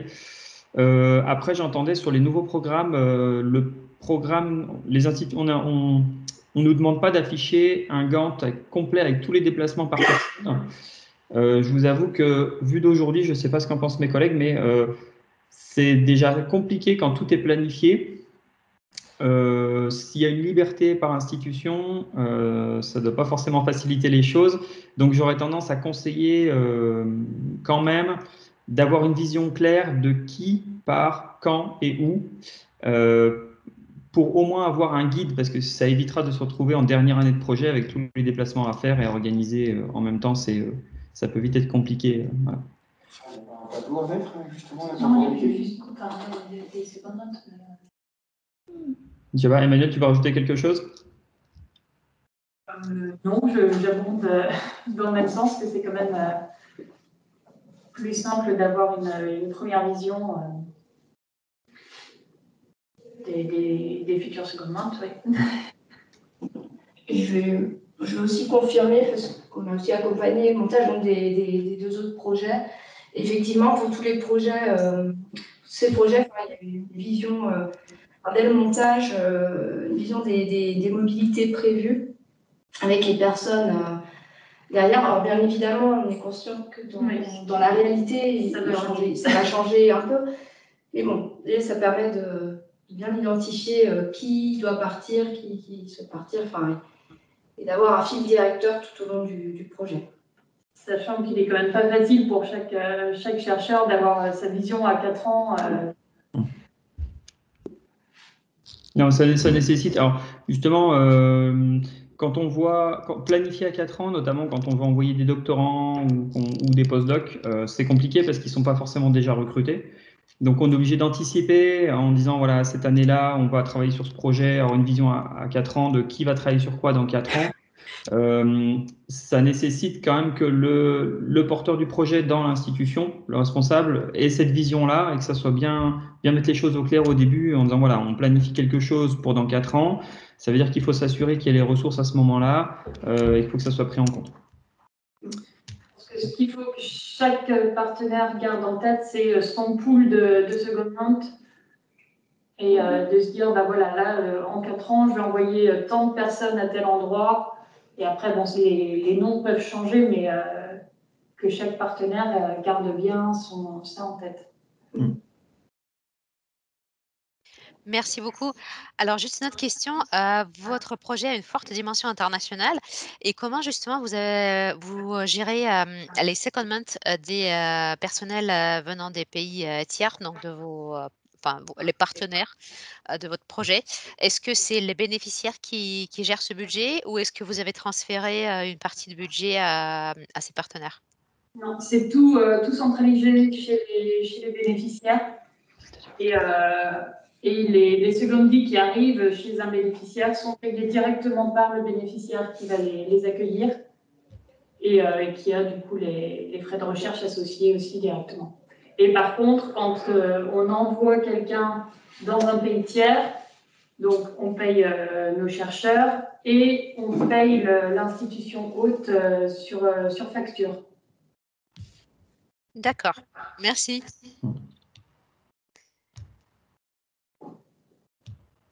Au passage, juste pour signaler, juste pour faire remonter, il me semble que les changements du nouveau programme vont dans le bon sens, que ça simplifier et puis autoriser les changements, les échanges entre académiques ou industriels en Europe, c'est quand même une très très bonne chose. Ça va simplifier énormément les procédures. Donc, voilà, c'est une bonne chose. Merci. Alors, est-ce que il y a d'autres questions ou est-ce que vous avez peut-être d'autres choses à ajouter? D'autres conseils? Oui, en termes de conseils, là c'est très très pragmatique. Négocier directement avec vos institutions du temps et des moyens. Parce que l'inconvénient, l'avantage des projets de ce type-là, c'est qu'il me semble que ça donne une visibilité internationale importante aux institutions. Ça crée vraiment des grands réseaux et c'est super intéressant, il me semble, comme moyen, comme outil. Par contre, en termes monétaires, ça rapporte assez peu à l'établissement qu'il porte par rapport à un projet collaboratif type Horizon Europe.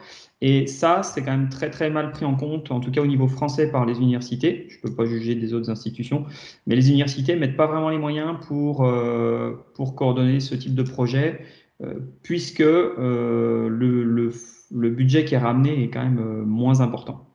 Donc ça, c'est quelque chose à prendre en compte s'il faut négocier directement avec les tutelles. Parce que par expérience, c'est quand même plus lourd que de porter un projet collaboratif type FP7, H2020 ou Horizon Europe, de dimension moyenne, je ne parle pas des projets à 70 partenaires, mais de dimension moyenne, c'est quand même plus lourd à porter, puisqu'il y a beaucoup de logistique. Voilà.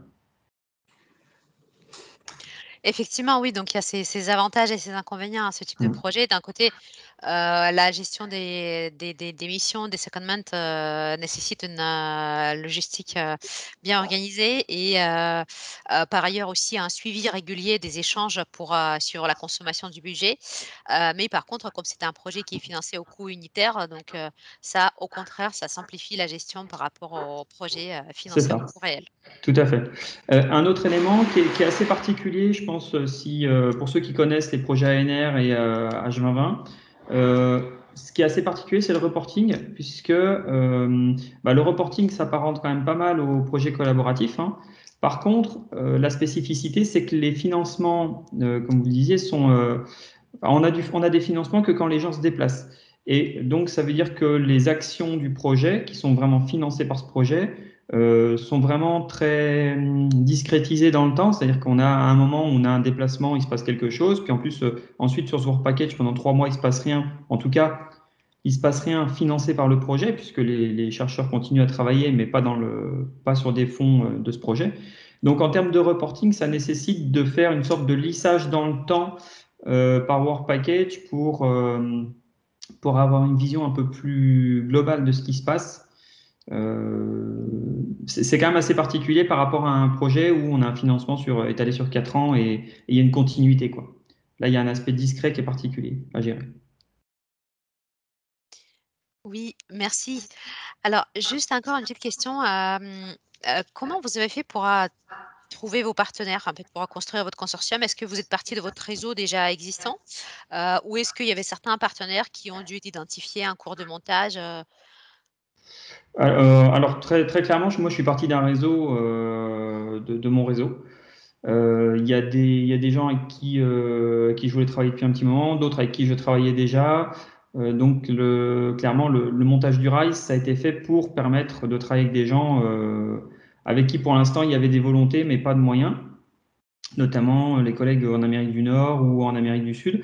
Et après, il y a aussi eu quelques partenaires, donc je pense au Cameroun et à la Malaisie principalement, qui ont été rajoutés parce qu'on voulait s'intéresser aux problématiques des langues peu dotées et que là, j'avais des contacts à Grenoble qui, eux, avaient ce réseau-là. Donc, en partant, je savais qu'il y avait un réseau qu'on pouvait connecter. Voilà, c'était aussi l'occasion de joindre 2 réseaux différents. Merci beaucoup. Alors, il y a une autre question qui vient d'arriver, peut-être plus pour Emmanuel. Est-ce que c'est lourd à gérer pour les départements RH, avenant au contrat, assurance, etc.? Alors, chez nous, ce n'est pas les RH qui gèrent ça directement, ça va plus passer par le service recherche et le service juridique qui gèrent les conventions et les avenants. Pour chaque mobilité, alors entrante et sortante à l'Université du Mans, il y a une convention qu'on appelle de mise à disposition, on est traduit comme mise à disposition, qui est vérifiée à chaque fois par le service juridique, qui est géré donc, au sein de CAPEUROP, qui dépend de la direction de la recherche.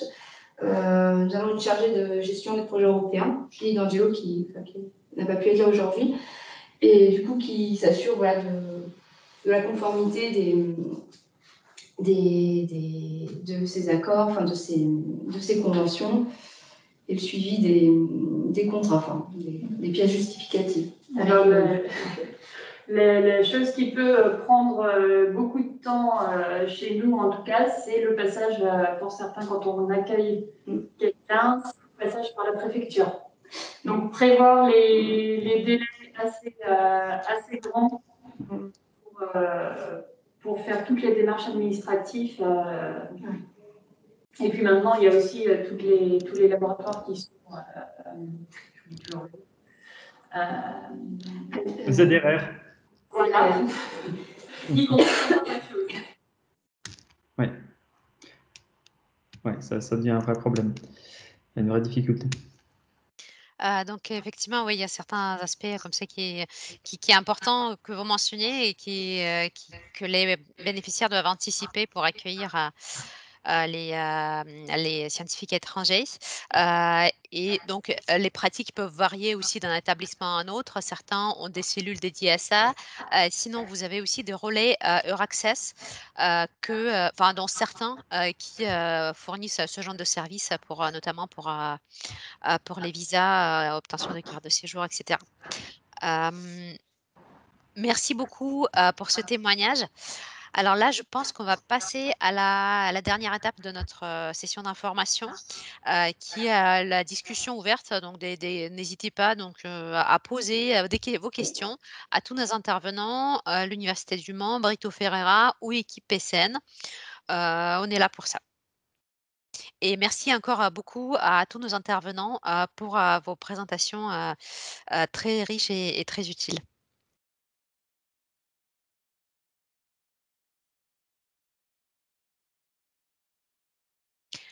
Alors, je vois que Brito Ferreira vient de répondre dans le chat à la question qui a été posée tout à l'heure concernant les partenaires associés et les partenaires associés liés aux bénéficiaires. Donc, les partenaires associés doivent fournir une lettre d'engagement, mais pas les partenaires associés liés aux bénéficiaires. Donc, information importante pour les UMR.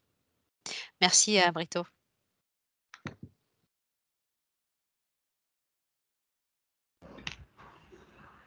Il y avait une question aussi pour la recherche de partenaires industriels. Alors, je ne sais pas à qui elle s'adresse. Sur un conseil pour la recherche de partenaires industriels. Moi, personnellement, je n'ai pas de conseil à donner de mon expérience, puisque les industriels, c'est le réseau, encore une fois, c'est le réseau qu'on constitue. Après, en cherchant dans les différentes institutions, on trouve, selon les domaines, en tout cas, nous, les industriels sont très présents dans la communauté, donc on a les liens directs. Dans d'autres domaines, je ne sais pas si mes collègues peuvent répondre, par exemple, en biologie ou dans les autres, comment ça s'est passé, je sais.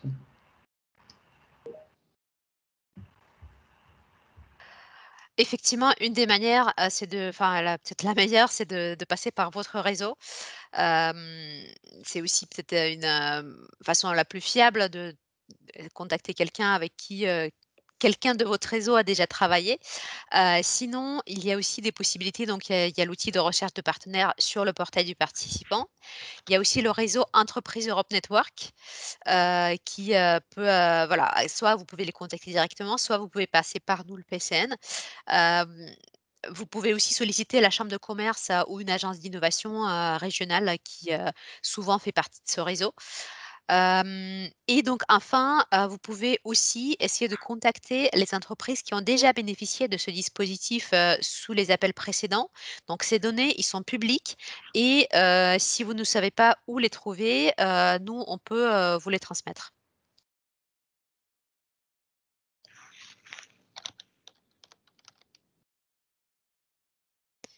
Alors, y a-t-il d'autres questions? Je m'adresse aussi à mes collègues. Est-ce que vous avez noté des questions?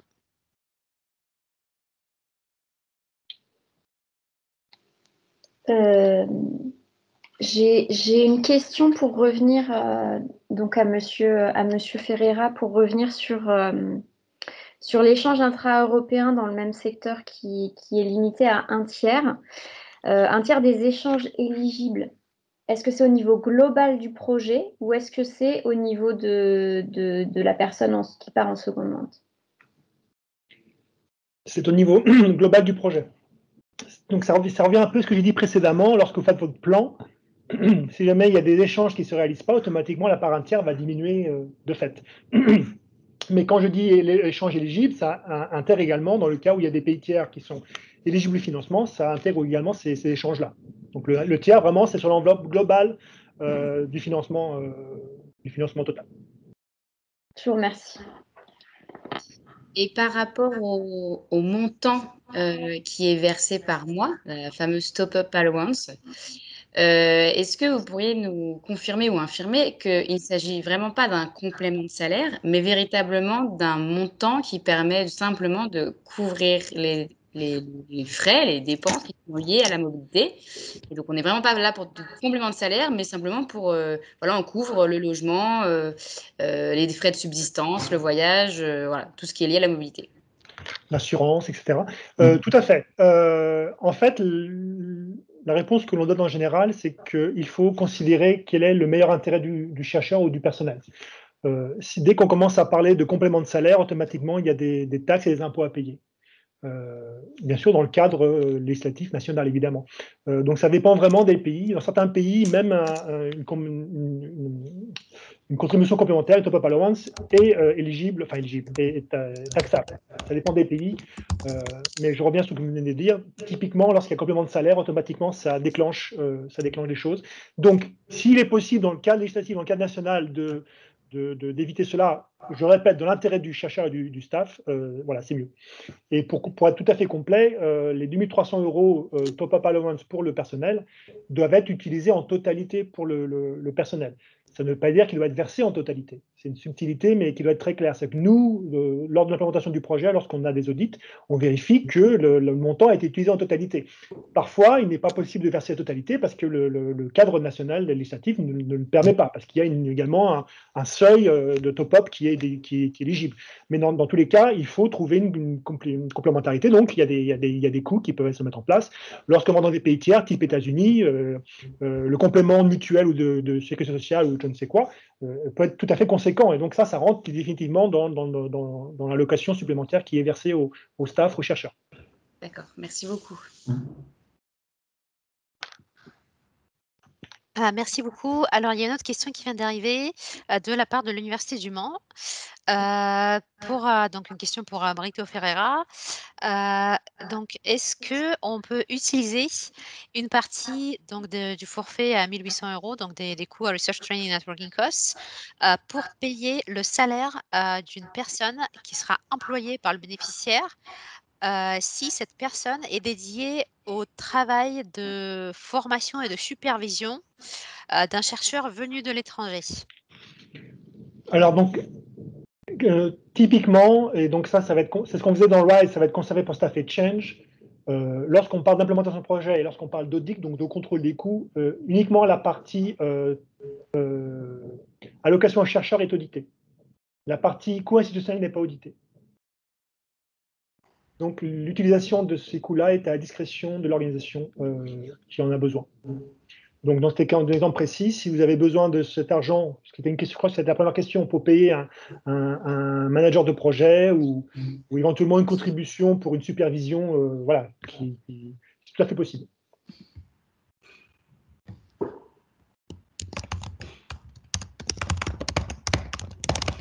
Il y a une question auquel je me permets de répondre sur celle d'avant. Comment le PCN pourra-t-il nous aider?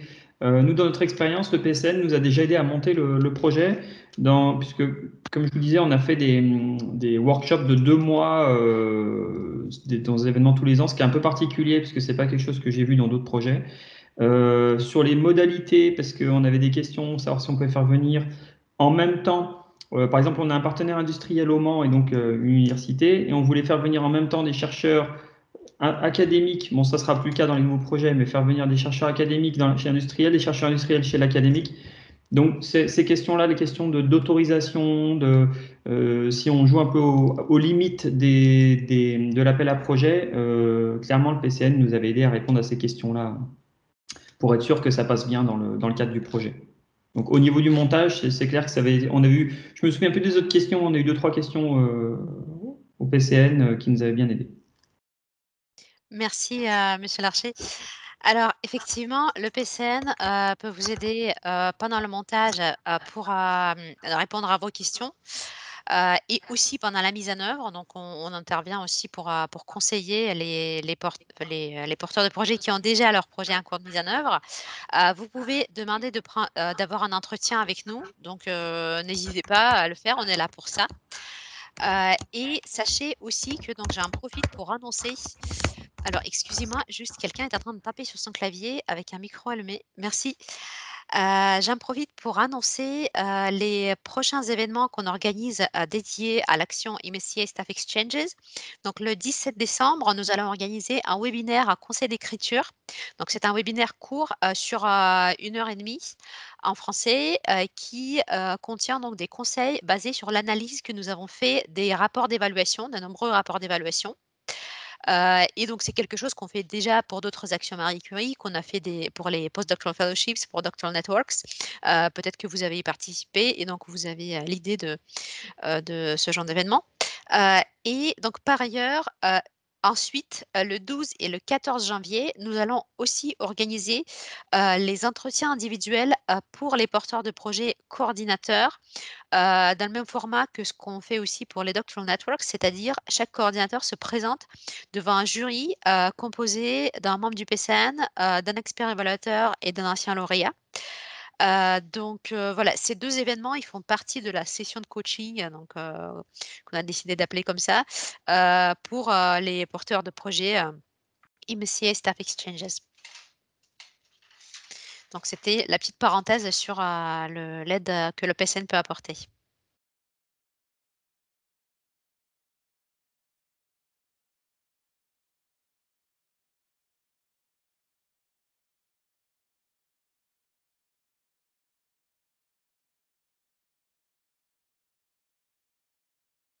Alors, est-ce qu'il y a d'autres questions?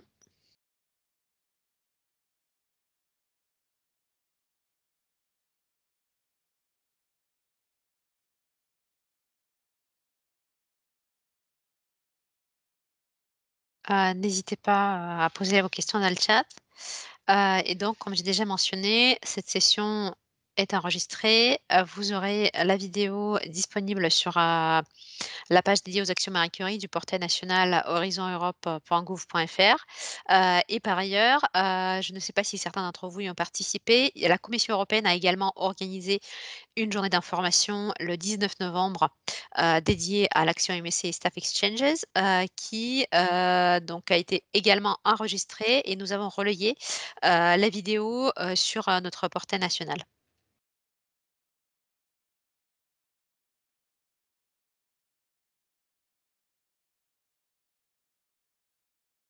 Donc s'il n'y a pas d'autres questions, peut-être que nous pouvons nous arrêter maintenant. Merci beaucoup pour encore une fois, merci à tous nos intervenants d'avoir trouvé du temps et pour vos présentations très utiles et très détaillées. Nous sommes ravis de pouvoir compter sur vous. Et donc, pour les participants, si vous avez d'autres questions qui vous reviennent plus tard, évidemment, le PCN est là pour vous renseigner. Vous pouvez nous contacter soit en passant par le portail, soit sur notre adresse mail générique, pcn-mariescurie@recherche.gouv.fr. Et donc, avec cela, je remercie tout le monde. Merci beaucoup et à bientôt. Merci beaucoup, Eugénia, et merci à tous et bonne chance. Merci. Au revoir.